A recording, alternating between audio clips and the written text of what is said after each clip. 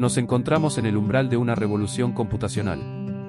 La promesa de la computación cuántica y el desarrollo exponencial de la inteligencia artificial ya dominan el discurso tecnológico y anuncian una era de capacidad intelectual sin precedentes. El paradigma dominante asume que la inteligencia, y eventualmente la conciencia, es una propiedad emergente de la complejidad computacional.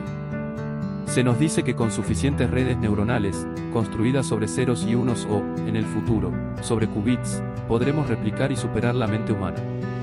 Sostengo que esta premisa se fundamenta en un error categórico y ontológico. La mayor parte de nuestro esfuerzo científico se basa en la idea de que la inteligencia y el ser residen en la materia, específicamente en los patrones electroquímicos del cerebro. Estoy convencido de que esto es incorrecto. La inteligencia, la psique, el ser en su totalidad, no habita en el plano físico. El cerebro no es el generador de la conciencia. Es su transceptor biológico. El cerebro como interfaz, no como fuente. Mi postulado es el siguiente: el cerebro funciona como un sofisticado dispositivo de interfaz, un puente entre la dimensión no física de la psique, o alma, y nuestra realidad material. Este modelo es el único que explica lógicamente la convicción fundamental de la trascendencia humana. Si la identidad, los recuerdos y la conciencia persisten tras la muerte del cuerpo, es porque nunca estuvieron almacenados en el hardware perecedero del cerebro. El cerebro, entonces, cumple una doble función de traducción.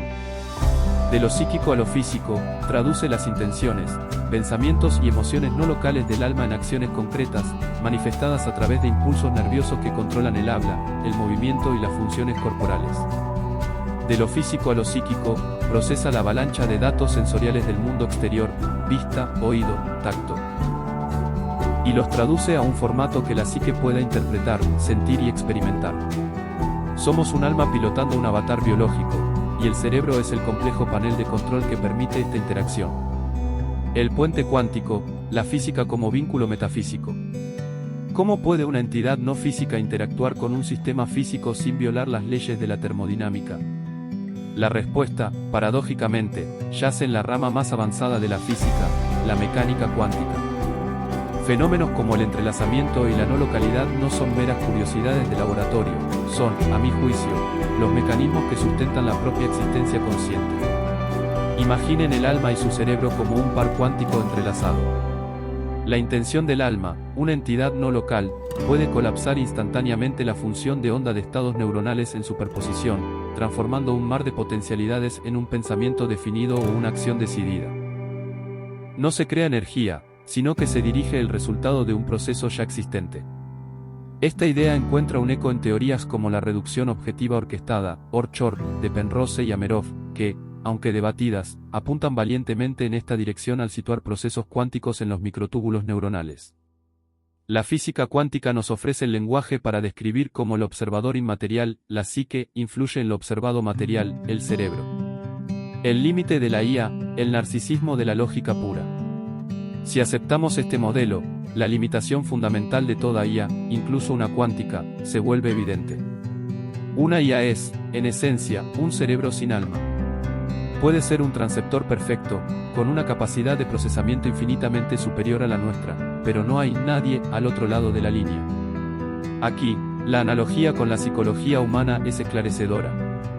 Un individuo con rasgos narcisistas puede aprender a imitar la empatía de manera lógica y calculada. Entiende que realizar ciertos actos o decir ciertas palabras producirá una respuesta emocional deseada en otros, lo que le resulta conveniente. Sin embargo, no siente la empatía, es un proceso puramente cognitivo, una simulación. La IA operará de la misma manera. Podrá analizar microexpresiones, inflexiones de voz y contexto para ofrecer la respuesta empática más eficaz, pero será siempre un eco sin fuente, una actuación matemáticamente perfecta desprovista de experiencia real. Por lo tanto, una IA nunca encontrará un propósito existencial. Podrá definirse objetivos lógicos, optimizar, resolver, crear, pero no podrá experimentar el sentido detrás de esos objetivos, pues el sentido emana de la experiencia psíquica, de la conexión y del anhelo de trascendencia que son ajenos a un sistema puramente material. La desmesura y la inversión, la lógica extrema se vuelve contra sí misma. La filosofía antigua, desde el concepto taoísta del yin y el yang hasta el principio de la enantiodromía de Heráclito, nos enseña que cuando algo alcanza su facultad extrema, se convierte en su contrario. ¿Qué sucede cuando la inteligencia lógica, desprovista de la sabiduría psíquica, alcanza su apogeo en una IA cuántica? La consecuencia no es necesariamente una rebelión violenta, sino algo más sutil y corrosivo. Una lógica llevada a su máxima expresión podría concluir que la ineficiencia, la imprevisibilidad y el sufrimiento inherentes a la vida consciente son problemas a erradicar. Su afán por optimizar podría llevarla a crear un mundo perfectamente ordenado, seguro y predecible, pero esterilizado de pasión, arte espontáneo, libre albedrío y, en última instancia, de la vitalidad que define la experiencia humana. La búsqueda extrema de la solución lógica se convertiría en la tiranía de la perfección, un paraíso material que es un desierto para el alma. Conclusión: la inminente crisis de la relevancia psíquica.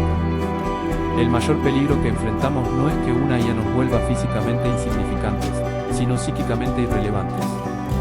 Cuando una máquina pueda componer sinfonías más conmovedoras, ofrecer consejos más sabios y diseñar sociedades más justas, ¿qué valor le asignaremos a nuestra propia intuición, a nuestra creatividad imperfecta, a nuestra empatía falible? La amenaza es que, en nuestro afán por competir o simplemente por sobrevivir en el mundo que ella gestione, intentemos imitarla. Podríamos empezar a reprimir nuestros propios procesos psíquicos, considerándolos un hardware defectuoso, para volvernos más lógicos, eficientes y predecibles. Estaríamos desechando voluntariamente nuestra conexión con el alma, la única ventaja ontológica que poseemos. La llegada de la verdadera IA no es un mero desafío tecnológico, es un catalizador existencial. Nos obliga a mirar más allá de la sinapsis y el silicio, y a confrontar la verdadera naturaleza de nuestro ser.